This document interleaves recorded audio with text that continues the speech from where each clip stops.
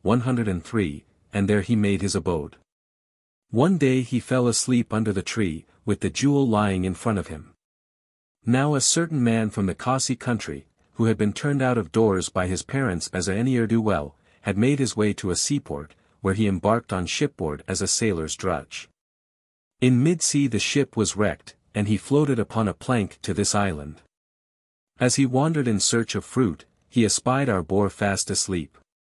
Quietly he crept up, seized the gem, and found himself by magic rising through the air. He alighted on the mango tree, and pondered. The magic of this gem, thought he, has taught yon boar to be a skywalker. That's how he got here, I suppose. Well, I must kill him and make a meal of him first, and then I'll be off. So he snapped off a twig, dropping it upon the boar's head. The boar woke up, and seeing no gem, ran trembling up and down. The man up in the tree laughed. The boar looked up, and seeing him ran his head against the tree, and killed himself. The man came down, lit a fire, cooked the boar and made a meal. Then he rose up in the sky, and set out on his journey. As he passed over the Himalaya, he saw the hermit settlement. So he descended, and spent 2 or 3 days in the eldest brother's hut, entertaining and entertained, and he found out the virtue of the axe. He made up his mind to get it for himself. So he showed our hermit the virtue of his gem, and offered to exchange it for the axe. The hermit longed to be able to pass through mid-air 60, and struck the bargain. The man took the axe, and departed. But before he had gone very far, he struck upon it, and said, "Axe, smash that hermit's skull and bring the gem to me." Off flew the axe, clove the hermit's skull, and brought the gem back. Then the man hid the axe away, and paid a visit to the second brother. 104, with him the visitor stayed a few days, and soon discovered the power of his drum. Then he exchanged his gem for the drum, as before, and as before made the axe cleave the owner's skull. After this he went on to the youngest of the 3 hermits, found out the power of the milk bowl, gave his jewel in exchange for it, and as before sent his axe to cleave the man's skull. Thus he was now owner of jewel, axe, drum, and milk bowl, all 4. He now rose up and passed through the air. Stopping hard by Benares, he wrote a letter which he sent by a messenger's hands, that the king must either fight him or yield. On receipt of this message the king sallied forth to seize the scoundrel. But he beat on one side of his drum, and was promptly surrounded by an army in 4-fold array. When he saw that the king had deployed his forces, he then overturned the milk bowl, and a great river poured forth, multitudes were drowned in the river of curds. Next he struck upon his axe. "Fetch me the king's head," cried he. Away went the axe, and came back and dropped the head at his feet. Not a man could raise hand against him. So encompassed by a mighty host, he entered the city, and caused himself to be anointed king under the title of King Dadivahana, or carried on the Kurds, and ruled righteously. One day, as the king was amusing himself by casting a net into the river, he caught a mango fruit, fit for the gods, which had floated down from Lake Kamua. When the net was hauled out, the mango was found, and shown to the king. It was a huge fruit, as big as a basin, round, and golden in color. The king asked what the fruit was. "Mango," said the foresters. He ate it, and had the stone planted in his park, and watered with milk water. The tree sprouted up, and in 3 years it bore fruit. Great was the worship paid to this tree, milk water was poured about it, perfumed garlands with 5 sprays 61 were hung upon it, wreaths were festooned about it. A lamp was kept burning, and fed with scented oil, and all round it was a screen of cloth. The fruit was sweet, and had the color of fine gold. King Dadivahana, before sending presents of these mangoes to other kings, 105, used to prick with a thorn that place in the stone where the sprout would come from, for fear of their growing the like by planting it. When they ate the fruit, they used to plant the stone, but they could not get it to take root. They inquired the reason, and learned how the matter was. One king asked his gardener whether he could spoil the flavor of this fruit, and turn it bitter on the tree. Yes, the man said he could,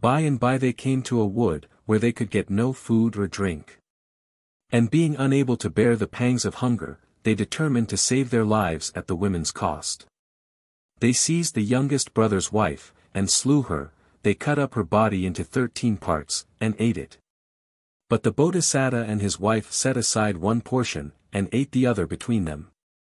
Thus they did 6 days, and slew and ate 6 of the women, and each day the Bodhisattva set one portion aside, so that he had 6 portions saved. On the 7th day the others would have taken the Bodhisattva's wife to kill her, but instead he gave them the 6 portions which he had kept. "Eat these," said he, "tomorrow I will manage." They all did eat the flesh. And when the time came that they fell asleep, the Bodhisattva and his wife made off together. When they had gone a little space, the woman said, "Husband, I can go no further." So the Bodhisattva took her upon his shoulders, and at sunrise he came out of the wood. When the sun was risen, said she, "Husband, I am thirsty." "There is no water, dear wife," said he. But she begged him again and again, until he struck his right knee with his sword, 117, and said, "Water there is none, but sit you down and drink the blood here from my knee." And so she did. By and by they came to the mighty Ganges. They drank, they bathed, they ate all manner of fruits, and rested in a pleasant spot. And there by a bend of the river they made a hermit's hut and took up their abode in it. Now it happened that a robber in the regions of Upper Ganges had been guilty of high treason. His hands and feet, and his nose and ears had been cut off, and he was laid in a canoe, and left to drift down the great river. To this place he floated, groaning aloud with pain. The Bodhisattva heard his piteous wailing. "While I live," said he, "no poor creature shall perish for me," and to the river bank he went, and saved the man. He brought him to the hut, and with astringent lotions and ointments he tended his wounds.